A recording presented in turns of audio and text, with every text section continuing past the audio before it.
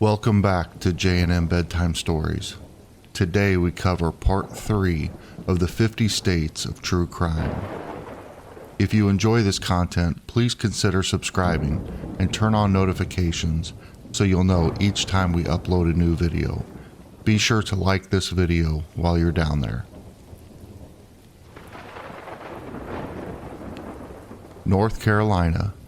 James Jordan, the father of basketball superstar Michael Jordan, was tragically murdered in 1993. James Jordan was born July 31st, 1936 in Wallace, North Carolina. He made Dolores Peoples, and together they had 5 children, including Michael Jordan, who became one of the greatest basketball players of all time. On July 23rd, 1993, James Jordan was traveling from Wilmington, North Carolina, to his home in Charlotte after attending a funeral. During the journey, he pulled over on U.S. Highway 74 near Lumberton, North Carolina, to take a nap in his red Lexus. While he was asleep, 2 teenagers, Daniel Green and Larry Demery, approached the car with the intent to rob him. The encounter turned violent, and Jordan was shot and killed. Jordan's body was dumped in a swamp in McCall, South Carolina. His car was stolen. His body was found 11 days later on August 3rd, 1993, but it was so badly decomposed that it took several days to identify it. His car was found stripped and abandoned in Fayetteville, North Carolina. Authorities identified Jordan through dental records. The investigation into James Jordan's murder was intensive and highly publicized due to his connection to Michael Jordan. Evidence, including a call made from Jordan's car phone and fingerprints found in the car, led authorities to Green and Demery. Daniel Green and Larry Demery were arrested and charged with first-degree murder, armed robbery, and conspiracy to commit robbery. Demery quickly agreed to cooperate with the prosecution and testified against Green in exchange for a life sentence plus 40 years. He claimed that Green was the one who shot Jordan. Green, on the other hand, maintained his innocence, claiming he was not present during the murder. Green was found guilty and received a life sentence plus 10 years. The case was bolstered by Demery's testimony and physical evidence, including the gun used in the murder. Michael Jordan, who was deeply affected by his father's murder, retired from basketball shortly thereafter the trial concluded, though he later returned to the NBA. The case has continued to attract attention over the years, with various appeals and legal maneuvers by Green, who has maintained his innocence and sought a new trial. The case has seen numerous controversies and developments over the years. Green's supporters argue that his conviction was based on flawed evidence and unreliable testimony. They claim that there were inconsistencies in Demery's statements and procedural errors during the investigation and trial. In 2020, a judge ordered a review of Green's case, citing concerns over potential mishandling of evidence and ineffective legal representation.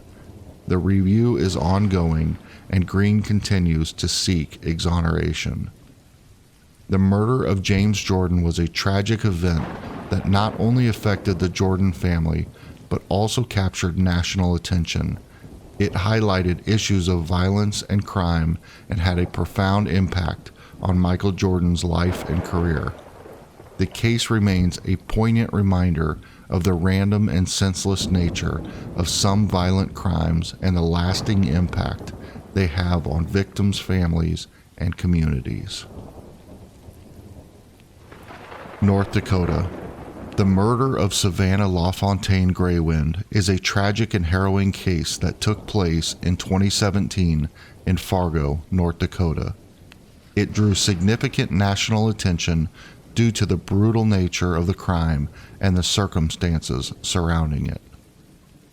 Savannah LaFontaine Greywind, a 22-year-old member of the Spirit Lake tribe, was 8 months pregnant at the time of her death. She lived in Fargo with her family and was preparing to welcome her first child with her boyfriend, Ashton Matheny.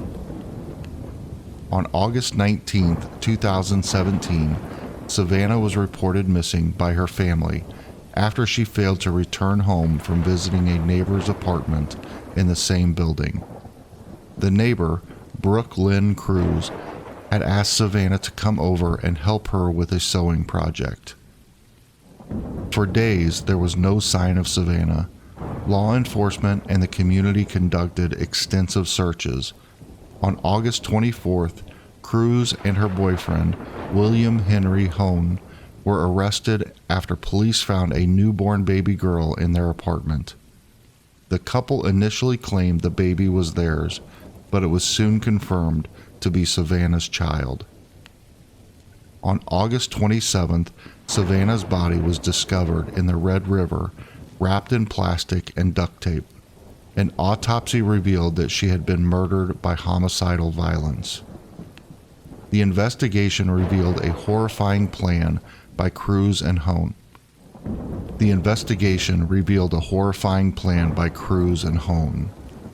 Brooke Cruz admitted to luring Savannah to her apartment under the pretense of needing help with sewing. Once Savannah was inside, Cruz attacked her. Cruz testified that she performed a crude C-section on Savannah, cutting her open to remove the baby. The exact cause of Savannah's death is not fully clear, but it involved significant violence and blood loss.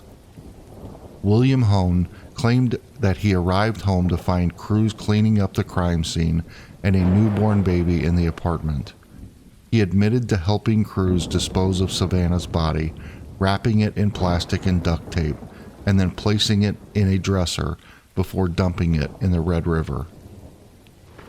In December 2017, Cruz pled guilty to conspiracy to commit kidnapping and murder, as well as providing false information to law enforcement. She was sentenced to life in prison without the possibility of parole. Hone faced trial in September 2018. He was found guilty of kidnapping, but was acquitted of conspiracy to commit murder. He received a life sentence with a possibility of parole for the kidnapping charge. The case brought significant attention to the issue of violence against Native American women, a problem often overlooked and underreported. Savannah's murder led to legislative action, including the introduction of Savannah's Act by U.S. Senator Heidi Heitkamp. This act seemed to improve data collection, coordination, and response regarding crimes against Native Americans, particularly women and girls. Savannah's family and community continue to honor her memory, advocating for justice and raising awareness about the ongoing crisis of missing and murdered Indigenous women. The case remains a stark reminder of the brutality that can be inflicted upon vulnerable individuals and the importance of continued efforts to protect and seek justice for marginalized communities.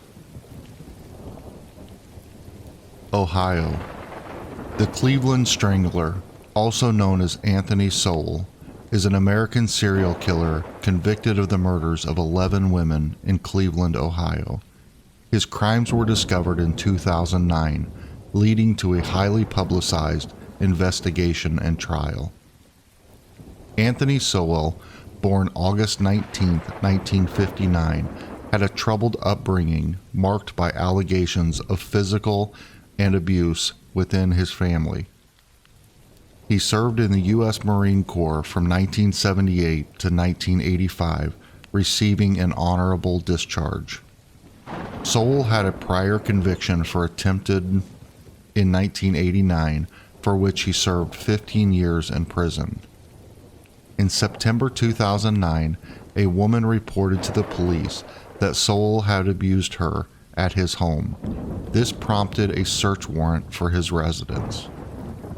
On October 29, 2009, Cleveland police searched Sowell's home at 12205 Imperial Avenue.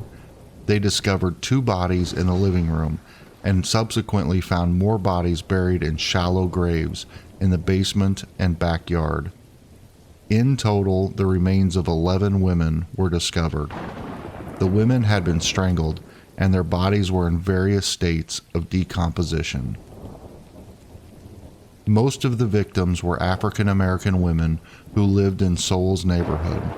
Many had struggled with drug addiction or were known to frequent the area where Sowell lived. Anthony Sowell was arrested on October 31st, 2009.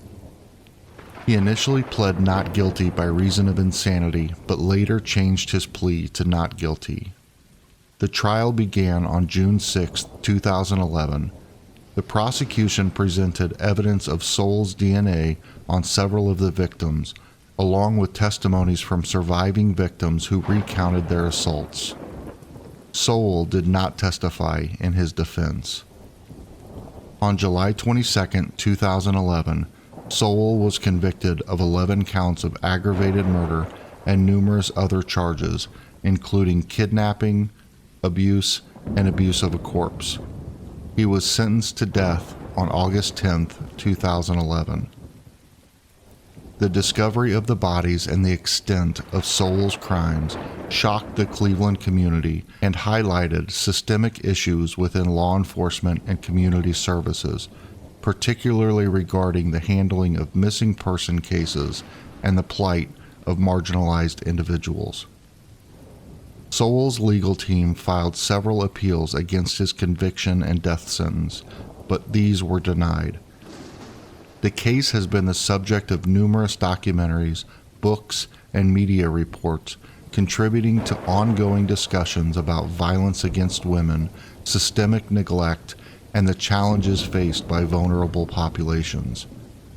The Cleveland Strangler case is a stark reminder of the importance of community vigilance, adequate policing, and support systems for at-risk individuals. Oklahoma. The Oklahoma City bombing, a significant event in American history, occurred on April 19, 1995, and remains one of the deadliest acts of domestic terrorism in U.S. history. The bombing was carried out by Timothy McVey and Terry Nichols with the assistance of Michael Fortier. McVey, a Gulf War veteran, was driven by his anti-government beliefs and anger over the handling of incidents like the Waco siege and Ruby Ridge. Nichols, a friend and fellow anti-government militant, helped McVey in the planning and execution of the bombing. Fortier, although not directly involved in the bombing, had knowledge of the plan and failed to alert authorities. McVey was deeply influenced by anti-government literature, particularly the novel The Turner Diaries, which depicts a violent overthrow of the U.S. government. He was also enraged by the government's actions during the Waco siege in 1993, where a standoff between the FBI and the Branch Davidians cult led to a fire that killed 76 people. McVey and Nichols began planning the bombing in September 1994. They chose the Alfred P. Murrah Federal Building in Oklahoma City as their target due to its symbolic representation of the federal government and its relative vulnerability. The bomb was constructed using a Ryder rental truck filled with approximately 4,800 pounds of ammonium nitrate fertilizer, nitromethane, and other chemicals. Nichols helped McVey purchase the materials and assemble the bomb. The bomb exploded at 9:02 a.m. on April 19, 1995. The explosion caused massive destruction, killing 168 people, including 19 children, and injuring over 600 others.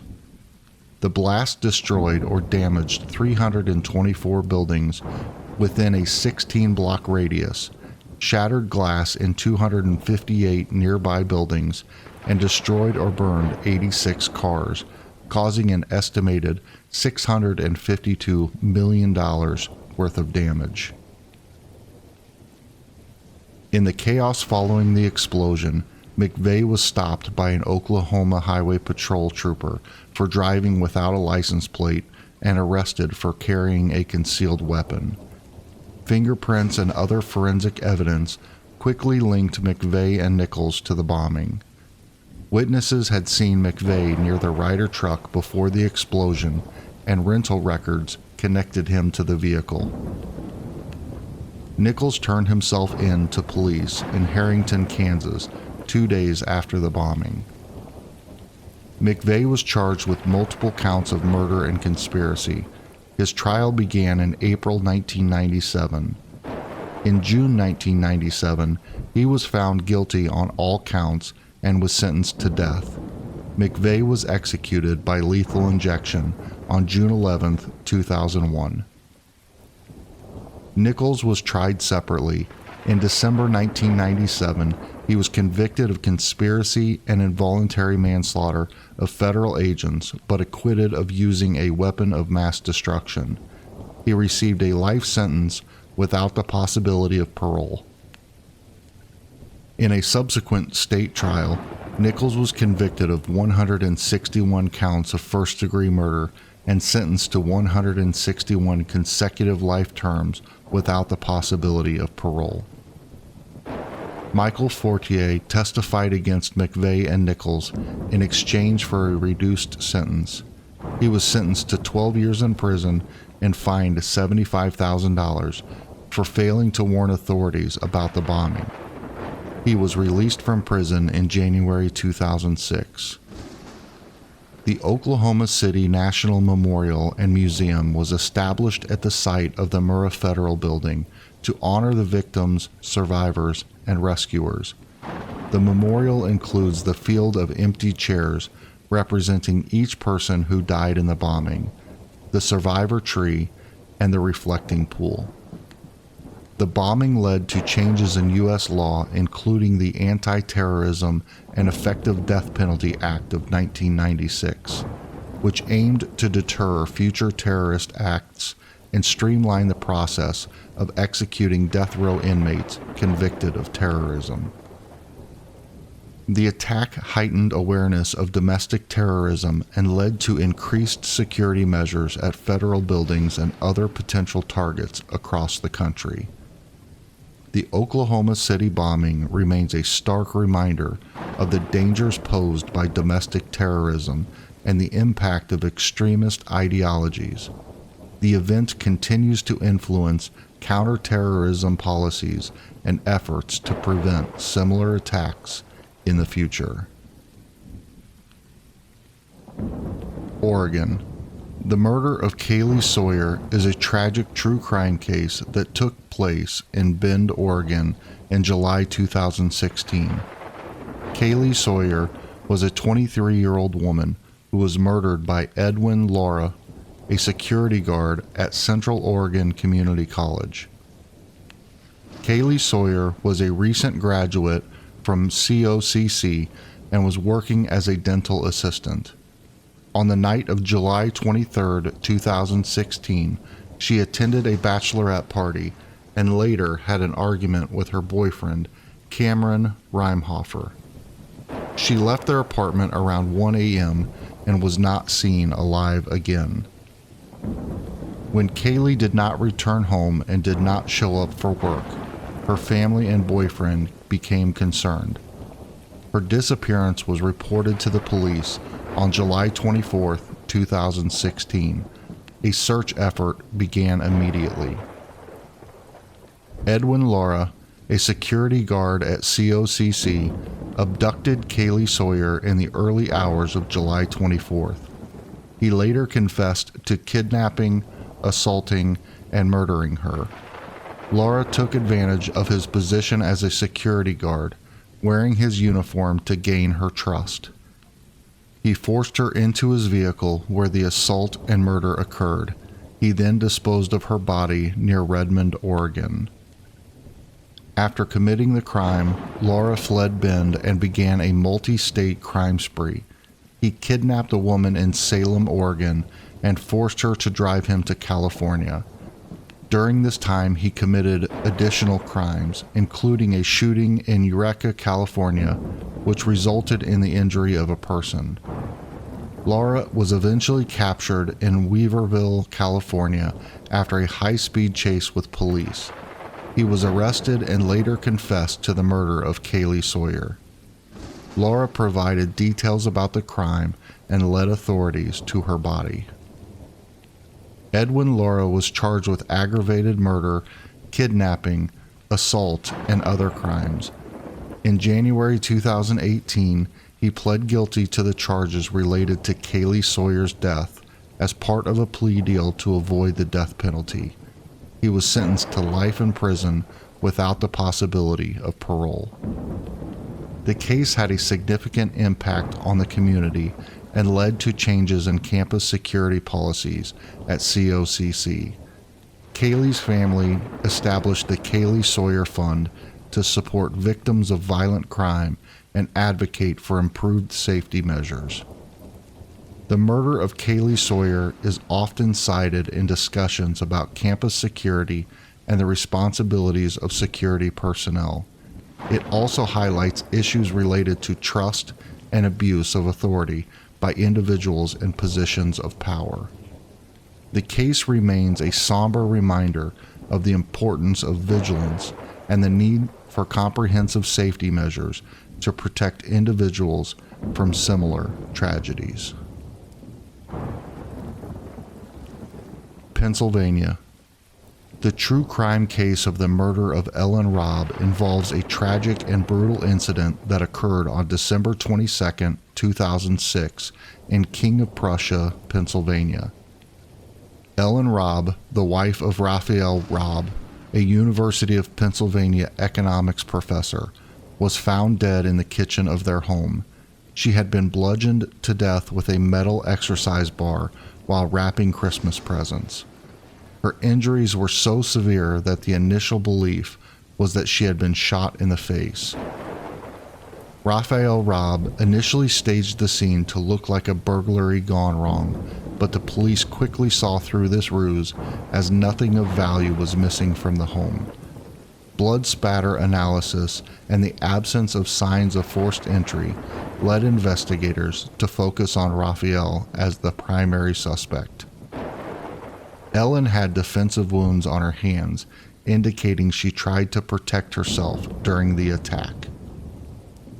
The couple had a troubled marriage marked by Raphael's controlling and abusive behavior. Ellen had been planning to divorce Raphael and had consulted a lawyer just 2 months before her death. On the day of the murder, an argument over holiday plans escalated violently, leading Raphael to kill Ellen in a fit of rage. He confessed to the crime in 2007 and took a plea deal, pleading guilty to voluntary manslaughter. Raphael was sentenced to 5 to 10 years in prison and was released on parole in January 2017 after serving 10 years. He was ordered to pay $124 million in compensatory and punitive damages to his daughter, Olivia Robb, who was 12 years old at the time of the murder. The case remains a poignant example of domestic violence and the severe consequences that can arise from unresolved marital conflicts. Rhode Island.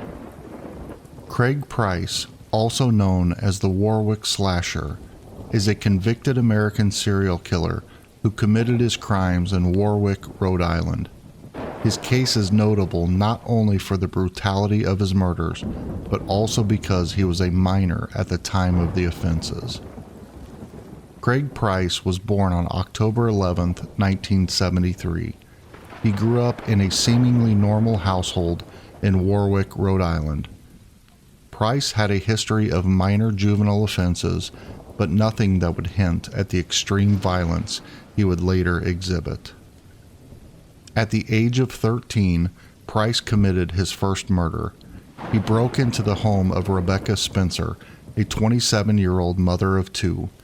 Price stabbed Spencer 58 times with a kitchen knife. The case remained unsolved for 2 years. On September 1st, 1989, Price, then 15 years old, broke into the home of Joan Heaton, a 39-year-old woman who lived in his neighborhood. Inside, he brutally murdered Heaton and her 2 daughters, Jennifer 10 and Melissa 8. He stabbed Joan Heaton 57 times, Jennifer 62 times, and Melissa 30 times. The scene was gruesome, with extreme overkill indicating deep-seated rage. The brutality of the Heaton murders shocked the Warwick community. During the investigation, police noticed similarities between these murders and the unsolved murder of Rebecca Spencer. Price's name came up because he lived nearby, had been involved in minor crimes, and had been observed with injuries consistent with a struggle. On September 17, 1989, police questioned Price, who initially denied involvement.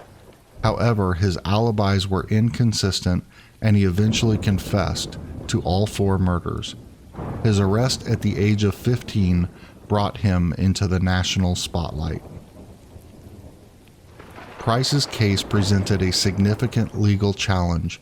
Because he was a minor, he could only be held until his 21st birthday under Rhode Island law at the time. This meant that despite the severity of his crimes, Price would be released in just a few years. Efforts were made to keep Price incarcerated.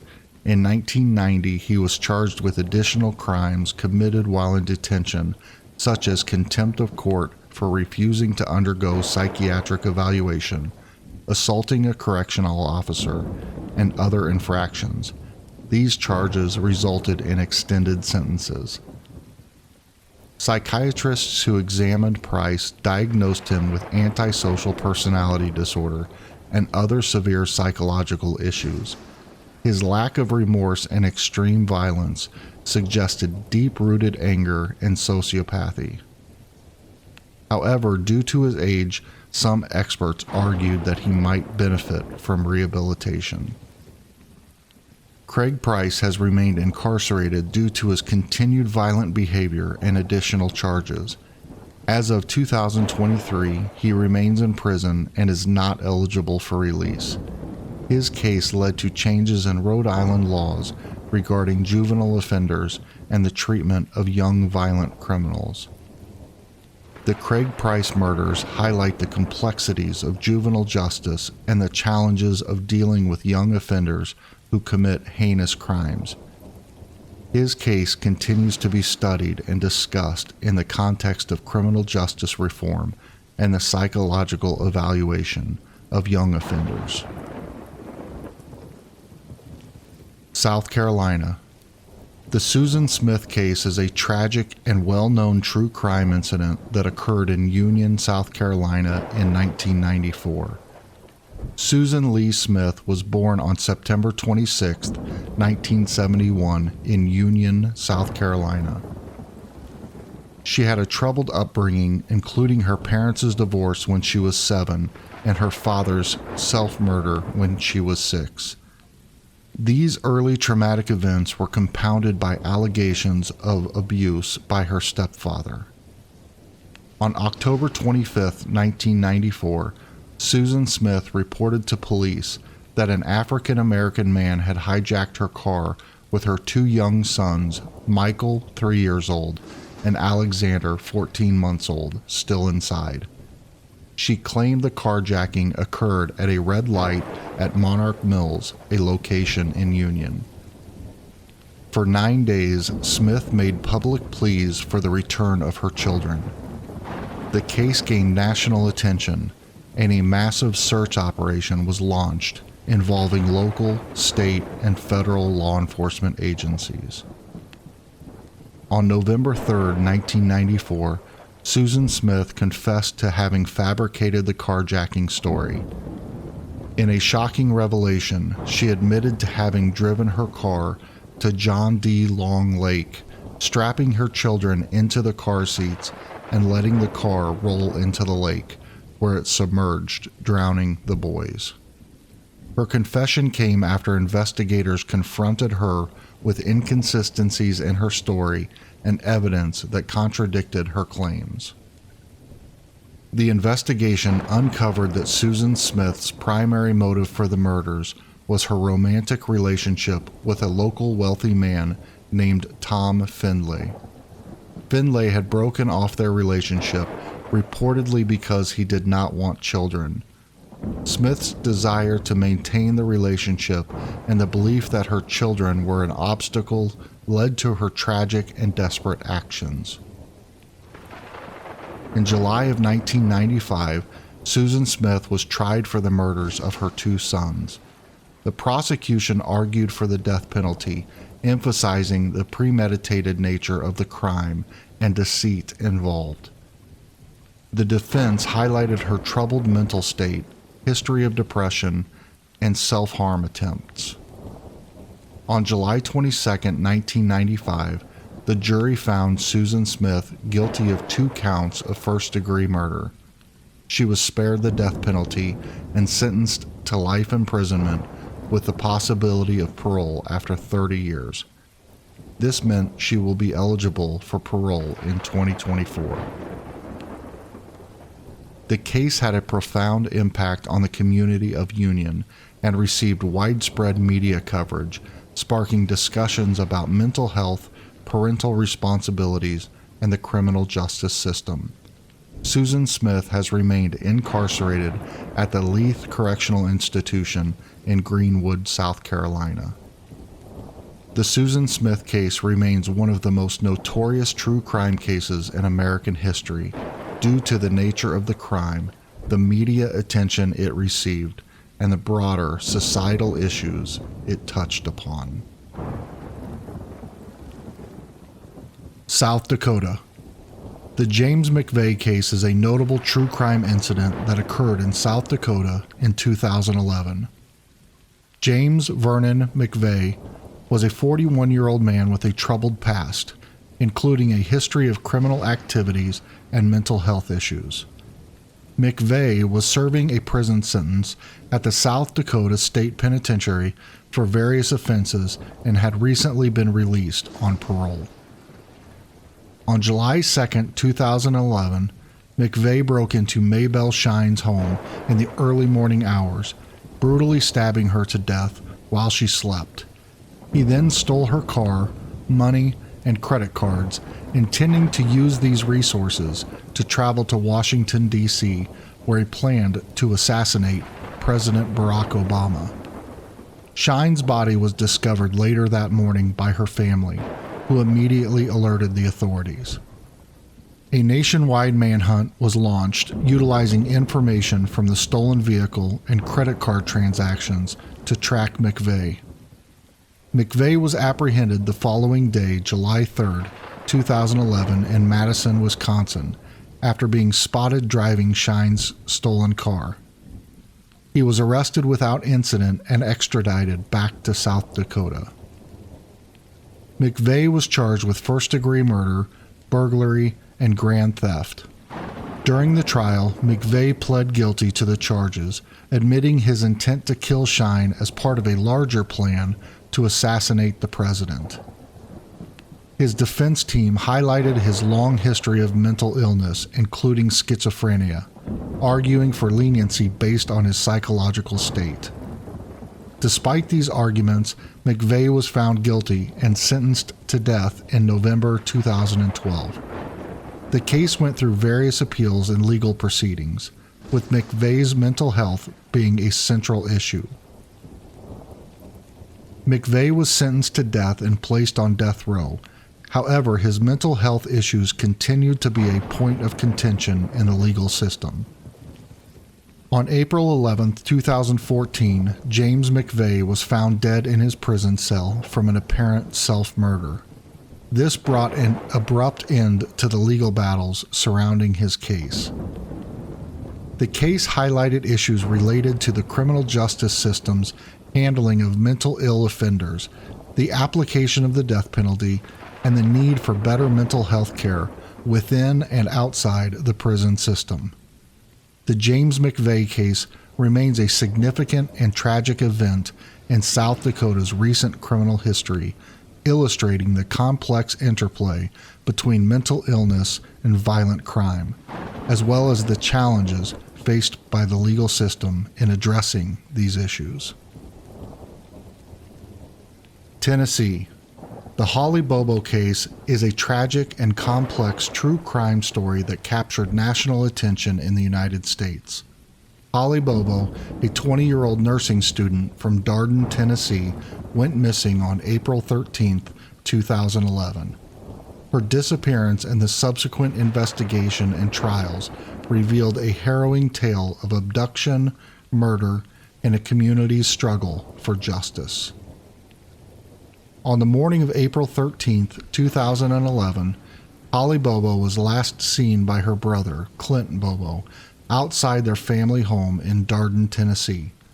Clint reported seeing Holly being led into the woods by a man wearing camouflage. He initially thought the man was her boyfriend, but he soon realized something was wrong when he saw blood outside the house. Holly's mother called 911 after Clint told her what he had seen, and a massive search effort was launched. The search for Holly Bobo was extensive and involved multiple law enforcement agencies, volunteers, and the FBI. Despite these efforts, Holly remained missing for years. During the investigation, several individuals were questioned and arrested, but it wasn't until 2014 that significant breakthroughs were made.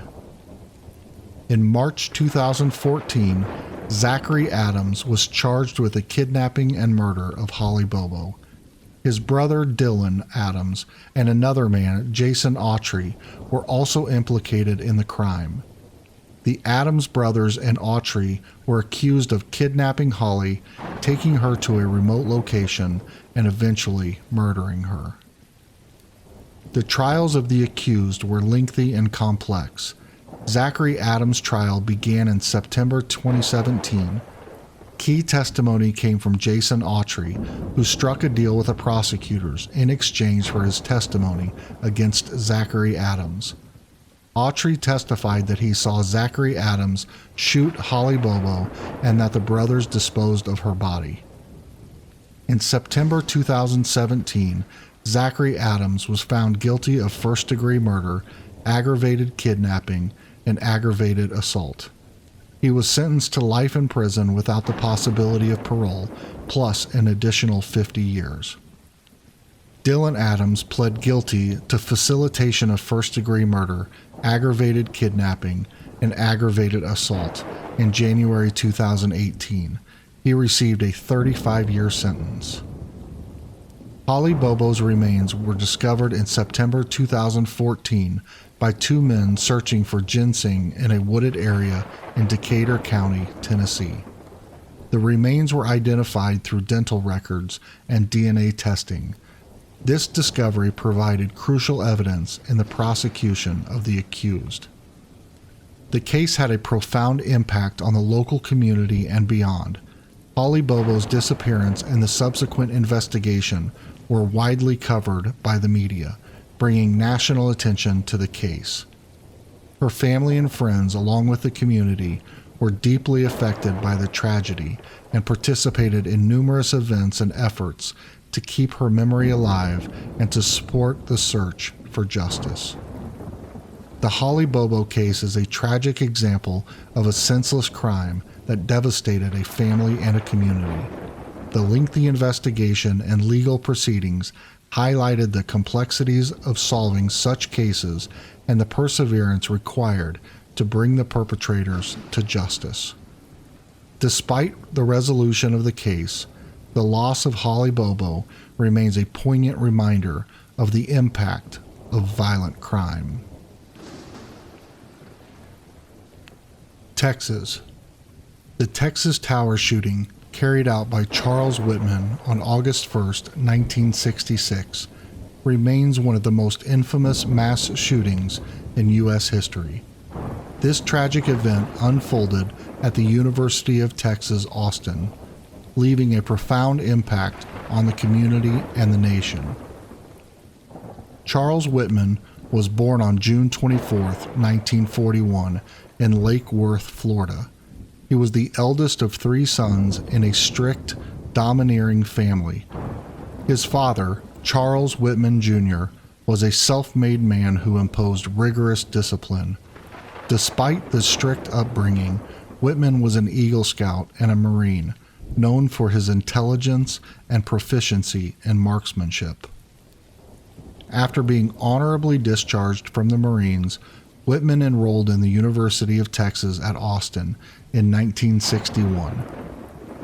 He studied architectural engineering and later switched to a different major. Despite academic and personal struggles, including a volatile marriage and financial difficulties, he maintained a facade of normalcy. In the months leading up to the shooting, Whitman experienced severe psychological distress. He sought help from the university's mental health center, expressing concerns about his violent impulses and irrational thoughts. He even noted his desire to go up on the tower with a deer rifle and start shooting people. Despite these alarming statements, no decisive action was taken to intervene. On the evening of July 31, 1966, Whitman wrote a self-harm note, revealing his deep-seated mental turmoil and apologizing for his actions. He detailed his intent to kill his mother and wife to spare them from what he perceived as the inevitable suffering. Later that night, he murdered his wife, Kathy Whitman, and his mother, Margaret Whitman.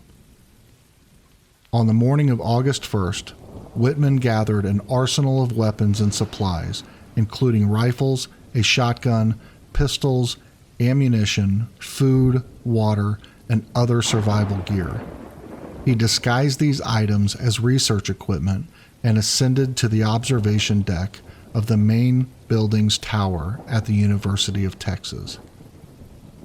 At approximately 11:48 a.m., Whitman began shooting from the tower's observation deck, which was 231 feet high. He first targeted individuals on the ground and then fired at anyone who came into his line of sight. The shooting spree lasted for about 96 minutes, during which he killed 14 people and wounded 31 others. The initial confusion and chaos hampered the police response. Civilians, including students and faculty, attempted to rescue the wounded, while others provided cover fire to distract Whitman. Police officers Houston McCoy, Ramiro Martinez, and civilian Alan Crum ultimately ascended the tower and confronted Whitman. McCoy and Martinez fatally shot him at 1:24 p.m., ending the massacre.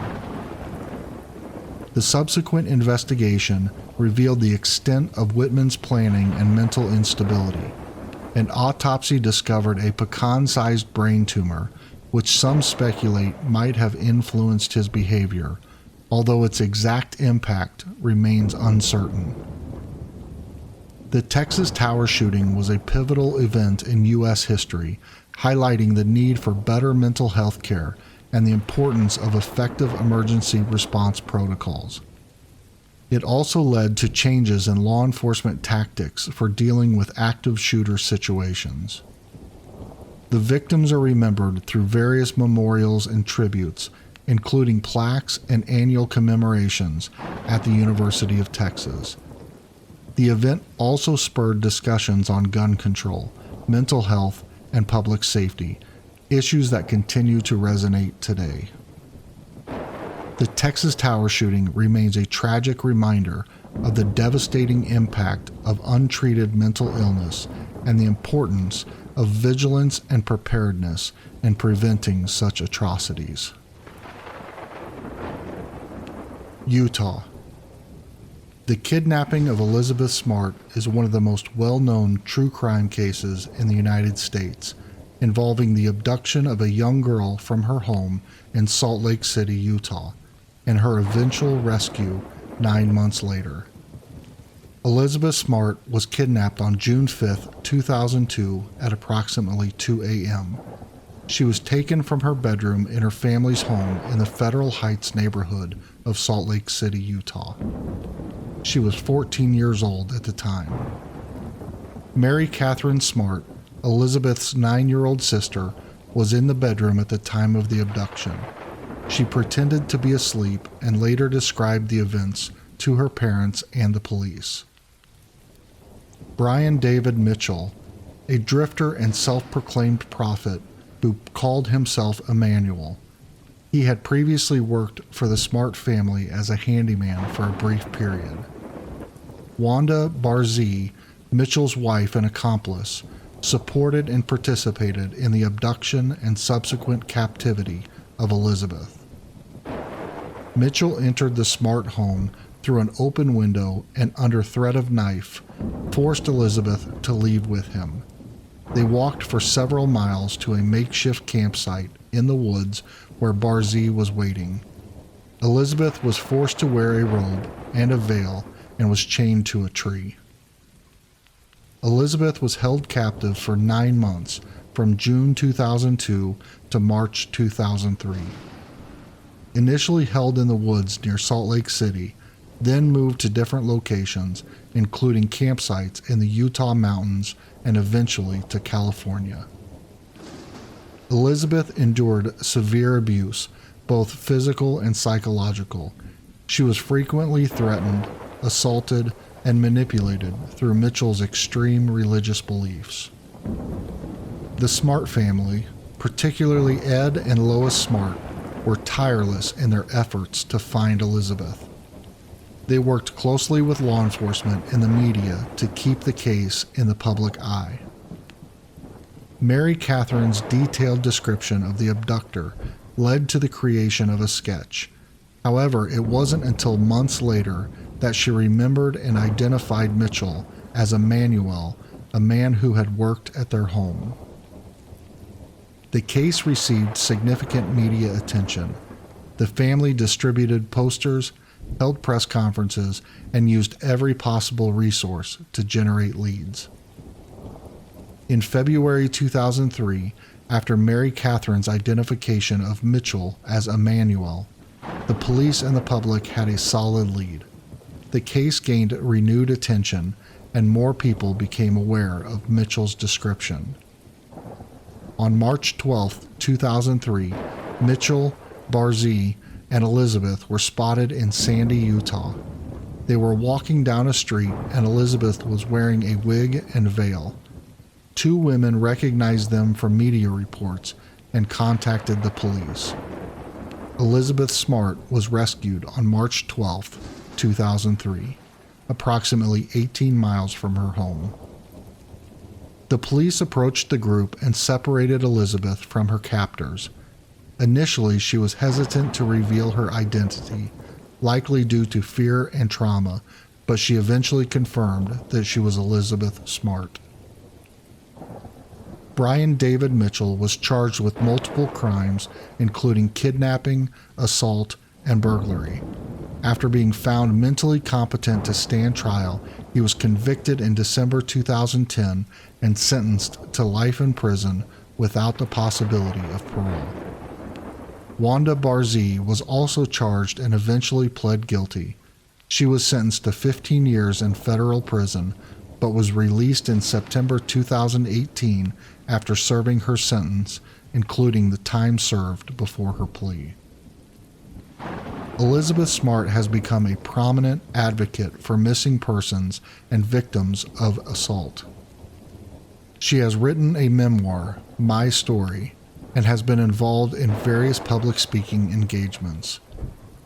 Elizabeth went on to marry Matthew Gilmore in 2012, and they have children together. She continues to work on raising awareness and supporting victims through the Elizabeth Smart Foundation.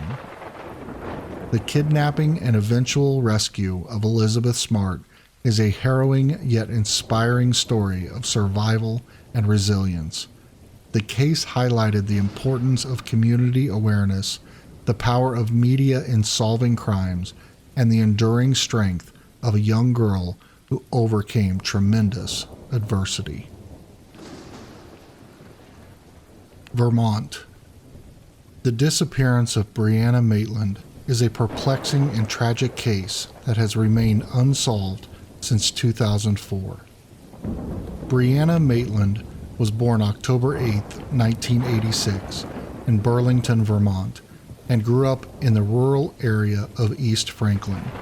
She was described as a bright and independent young woman with aspirations in her early 20s. By the time of her disappearance, Brianna had moved out of her parents' home and was living with friends while working 2 jobs, one as a waitress at the Black Lantern Inn in Montgomery, Vermont, and another at a restaurant in St. Albans. Brianna was last seen on March 19, 2004, leaving her job at the Black Lantern Inn around 11:20 p.m. She told her coworkers she was going home to get rest before a planned weekend outing. The following day, Brianna's 1985 Oldsmobile sedan was found abandoned and backed into an abandoned house known as the Old Dutchburn House in Montgomery. The rear end of the car had been rammed into the house, and some of Brianna's personal items were found inside the car. Notably, 2 of her uncashed paychecks were found on the front seat, and the scene suggested a hasty departure or struggle. The Vermont State Police initially treated the case as a possible runaway situation, given Brianna's age and recent moves. However, the unusual circumstances of the abandoned car quickly shifted the investigation to potential foul play scenario. Brianna's family and friends were adamant that she would not voluntarily disappear without contacting anyone. Extensive searches were conducted in the surrounding areas, including the use of search dogs, but no significant evidence was found. Several people reported seeing Brianna's car the night of her disappearance, but no credible leads emerged from these accounts. Various theories emerged, including the possibility of a drug-related incident, as Brianna was known to have acquaintances involved in drug activities. Another theory suggests that she might have been abducted by someone she knew or by a stranger. Over the years, the case has remained open, with periodic renewals of public interest and investigation efforts. In 2007, the Vermont State Police announced that they had collected DNA evidence from Brianna's car. However, they have not disclosed any findings or connections made from this evidence. The case has been featured on several crime shows and documentaries, which have helped keep it in the public eye. In 2022, renewed efforts and technological advancements in forensic analysis were employed to re-examine the evidence. However, no breakthrough has been reported. Brianna Maitland's disappearance has deeply affected her family, friends, and the community. Her parents have remained vocal and active in the search for answers, keeping her memory alive and advocating for continued investigation. The disappearance of Brianna Maitland remains a haunting mystery.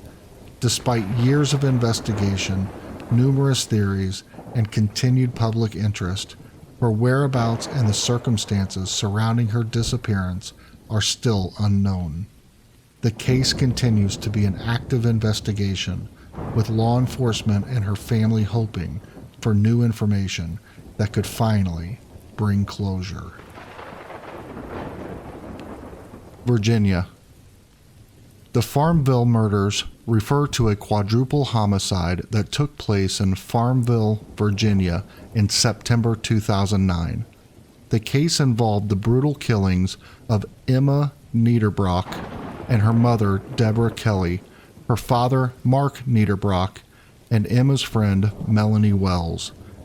The murders were committed by Richard McCroskey, a 20-year-old amateur horrorcore rapper from California.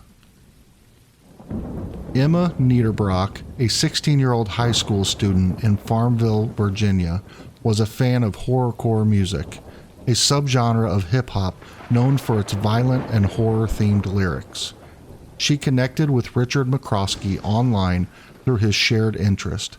McCroskey, who used the stage name Psycho Sam, was part of the horrorcore community and often posted violent, graphic lyrics online. Emma's friend Melanie Wells, also interested in the horrorcore scene, traveled from West Virginia to attend a horrorcore music festival with Emma, her parents, and McCroskey. In September 2009, McCroskey traveled from his home in Castro Valley, California, to Virginia to meet Emma for the first time in person. He stayed at her family's home, where he met Emma's mother, Deborah Kelly, a professor of criminal justice, and her father, Mark Niederbrock, a local pastor. The group, including Melanie, attended the Strictly for the Wicked Horrorcore Music Festival in Michigan. After returning from the festival, tension seemed to build. It's speculated that Emma may have become uncomfortable around McCroskey, and there are indications that she may have wanted to end their friendship. This perceived rejection is thought to have fueled McCroskey's anger. On September 15th, McCroskey brutally murdered Emma, Melanie, Deborah Kelly, and Mark Niederbrock. The murders took place over 2 days. He used a maul, a heavy hammer-like tool, to bludgeon the victims to death in the family's home. The details indicate that he killed Emma and Melanie first, followed by Deborah and Mark Niederbrock. McCroskey remained in the home with the bodies for some time, even attempting to cover his tracks by using Deborah's car and Emma's cell phone to send deceptive messages. Eventually, McCroskey was apprehended at the Richmond International Airport after he attempted to flee Virginia. McCroskey was arrested and later confessed to the killings. In 2010, he pled guilty to the murders to avoid a potential death penalty sentence and received life in prison without the possibility of parole. The Farmville murders shocked the local community and raised awareness about the horrorcore music subculture and online interactions. The case also highlighted the dangers of meeting online acquaintances in person and underscored the importance of safety when engaging in online relationships. Washington. The Green River Killer is the nickname given to Gary Ridgway, an American serial killer responsible for the murders of at least 49 women, most of whom were adult workers in the state of Washington during the 1980s and 1990s. His actual number of victims is believed to be higher, possibly exceeding 90. Gary Leon Ridgway was born on February 18, 1949 in Salt Lake City, Utah.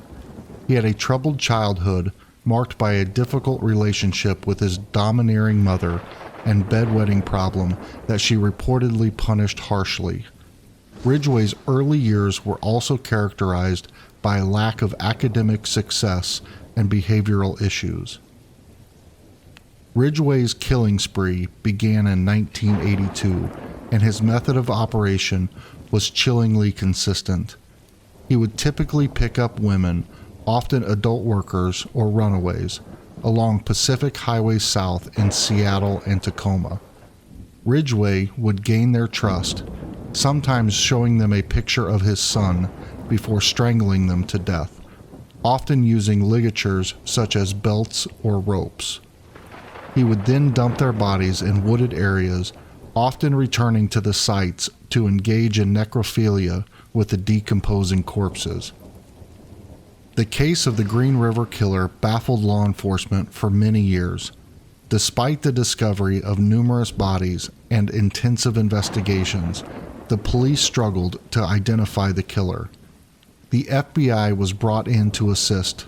and profiler John E. Douglas played a significant role in developing a psychological profile of the suspect, predicting that he would be a local man with a history of failed relationships and a fascination with adult magazines. The turning point in the investigation came with advances in DNA technology. In 2001, DNA evidence linked Ridgway to the murders of several victims. He was arrested on November 30th, 2001, outside the truck factory where he worked as a spray painter. Ridgway initially denied the charges, but the evidence against him was overwhelming. In 2003, Ridgway struck a plea bargain to avoid the death penalty. He confessed to 48 murders, although he later admitted to having killed at least 71 women. Ridgway's detailed confessions provided the chilling insights into his methods and motivations. He claimed that killing was his career, and he enjoyed the power and control it gave him. Gary Ridgway was sentenced to life in prison without the possibility of parole for each of the 48 counts of aggravated murder he confessed to. He is serving his sentence at the Washington State Penitentiary in Walla Walla.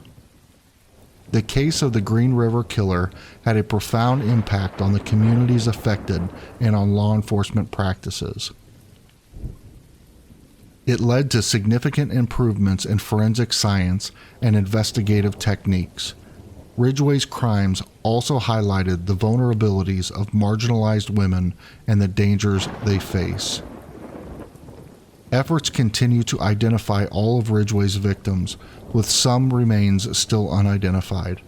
Memorials and tributes have been established to honor the women who lost their lives, ensuring that they are remembered and that their stories are told. The case of the Green River Killer is one of the most notorious and disturbing in American criminal history. Gary Ridgway's ability to evade capture for nearly 2 decades underscores the challenges faced by law enforcement in tracking serial offenders. His eventual capture and confession brought a measure of justice for the victims and their families, but the scars of his crimes remain. West Virginia. The murder of Skyler Neese is a tragic true crime case that occurred in Star City, West Virginia in 2012. Skyler Annette Neese, a 16-year-old high school student, was murdered by her 2 best friends, Rachel Schoaf and Sheila Eddy. Skyler Neese was born on February 10, 1996, and was an only child. She was described as a bubbly and intelligent girl who had a bright future ahead of her. Skyler attended University High School, where she became close friends with Sheila Eddy and Rachel Schoaf. On the night of July 5, 2012, Skyler Neese snuck out of her family's apartment to meet Sheila and Rachel. Surveillance footage from the apartment complex showed Skyler getting into a car around midnight. This was the last time she was seen alive. When Skyler did not return home, her parents, Dave and Mary Neese, reported her missing the next day. Initially, the police believed that Skyler had run away, as there were no signs of forced entry or struggle. However, her parents insisted that she would not run away without her contact lenses or other essential items. The case took a significant turn when Rachel Schoaf had a mental breakdown in December 2012 and confessed to her involvement in Skyler's murder. She revealed that she and Sheila had planned and executed the murder because they didn't want to be friends with her anymore. According to Rachel's confession, she and Sheila had picked up Skyler and driven her to a remote area near the Pennsylvania border. Once there, they stabbed her multiple times until she died. They then attempted to bury her body, but were unsuccessful, so they covered it with branches and other debris. On January 16, 2013, Rachel led the police to the site where they had left Skyler's body. Due to the decomposition, it was challenging to identify her remains initially, but dental records confirmed her identity. Rachel Schoaf pled guilty to second-degree murder in May 2013 and was sentenced to 30 years in prison. She expressed remorse for her actions during her sentence. Sheila Eddy, who initially maintained her innocence, eventually pled guilty to first-degree murder in January 2014 and was sentenced to life in prison with the possibility of parole after 15 years. The murder of Skyler Neese shocked the local community and gained national attention. It highlighted the dark side of teenage friendships and the potential for seemingly ordinary conflicts to escalate into violence. Skyler's parents have since advocated for changes in the laws regarding missing persons, resulting in Skyler's Law, which mandates an immediate Amber Alert for all missing children, not just those believed to be abducted. Skyler's story is a poignant reminder of the complexities of teenage relationships and the importance of vigilance in protecting young people from harm. Her tragic death continues to resonate with those who seek to understand and prevent such senseless acts of violence. Wisconsin. Ed Gein, also known as the Butcher of Plainfield, was an American criminal whose heinous acts of murder and grave robbing shocked the nation in the 1950s. His crimes inspired several iconic horror films, including Psycho, The Texas Chainsaw Massacre, and The Silence of the Lambs. Ed Gein was born on August 27, 1906, in La Crosse, Wisconsin, to George and Augusta Gein. He had an older brother, Harry. His mother was a domineering, fanatically religious woman who instilled in her sons a fear of women and sexuality. She isolated them from the outside world, teaching them that all women, except herself, were inherently evil. Gein's father died in 1940, and his brother Henry died under mysterious circumstances in 1944. Augusta died in 1945, leaving Gein utterly alone and devastated. After his mother's death, Gein lived alone on the family farm in Plainfield, Wisconsin. His isolation, combined with his unhealthy attachment to his mother, led him to retreat further into his fantasies. Gein began exhuming corpses from local cemeteries, bringing body parts back to his farm to fashion macabre trophies and keepsakes. He admitted to making at least 40 nocturnal visits to local cemeteries to exhume bodies, but only 10 of these were confirmed. Gein's first confirmed murder was Mary Hogan, a tavern owner, who disappeared in 1954. His second known victim was Bernice Worden, a hardware store owner, who disappeared on November 16, 1957. Gein was apprehended shortly after Worden's disappearance, as he was the last customer at her store. The disappearance of Bernice Worden led police to Gein's farm. Upon searching the property, they found Worden's decapitated body in a shed, hung upside down and dressed like a deer. The subsequent search of his home revealed numerous body parts and grisly artifacts made from human skin and bones. Gein was diagnosed with schizophrenia and found unfit to stand trial initially. He was sent to Central State Hospital for the criminally insane. In 1968, Gein was deemed fit to stand trial. He was found guilty of first-degree murder, but was declared legally insane. He was committed to the state hospital, later transferred to Mendota Mental Health Institute. Gein died of respiratory failure due to lung cancer on July 26, 1984, at the age of 77. Ed Gein's gruesome crimes had a profound impact on American pop culture, inspiring numerous books, films, and television series. Notably, Psycho, Robert Bloch's novel, and Alfred Hitchcock's film drew inspiration from Gein's relationship with his mother and his eerie home. The Texas Chainsaw Massacre. Elements of Gein's crimes influenced the creation of Leatherface and the film's macabre setting. The Silence of the Lambs.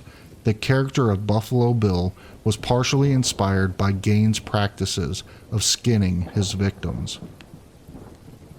Ed Gein's case remains one of the most notorious in the annals of American crime, illustrating the depths of human depravity and the profound psychological disturbances that can lead to such horrific acts.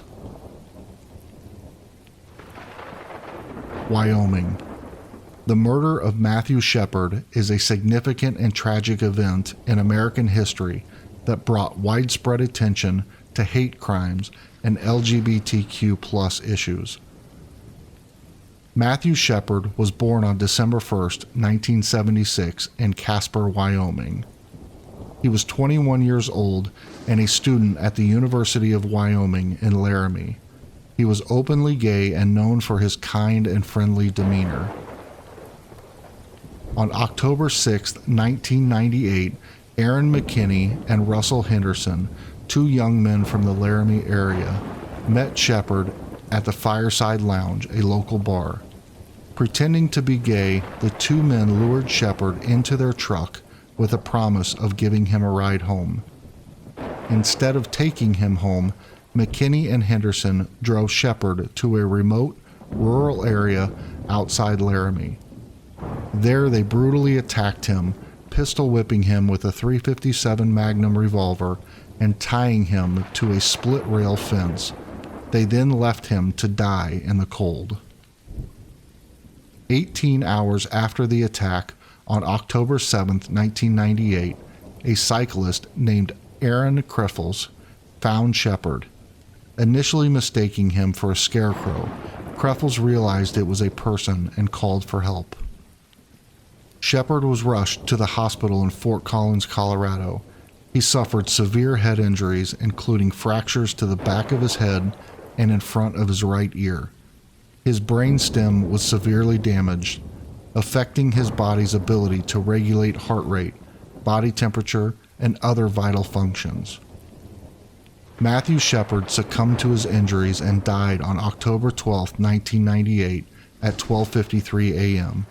His parents, Judy and Dennis Shepard, were by his side. McKinney and Henderson were arrested shortly after the attack. They were caught trying to dispose of evidence and attempting to mislead authorities. Both men were charged with first-degree murder, kidnapping, and aggravated robbery.